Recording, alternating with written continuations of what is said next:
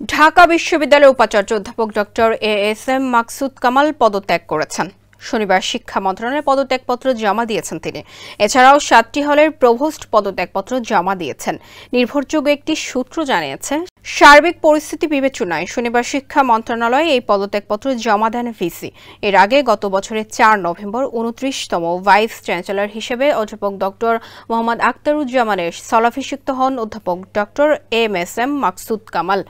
ভিসির পরপরই আজ যে ৭টি হলের প্রভোস্ট পদত্যাগ করেছেন সেগুলো হলো মুক্তিযোদ্ধা জিয়াউর রহমান হল, জাতির জনক বঙ্গবন্ধু শেখ মুজিবুর রহমান হল, বিজয় একাত্তর হল, শহীদ সার্জেন্ট জহুরুল হক হল, বঙ্গমাতা শেখ ফজিলতুন্নেসা মুজিব হল, রোকেয়া হল এবং শামসুন নাহার হল। স্যান্ডেলিনা সো, রূপচর্চায় আভিজাত্য।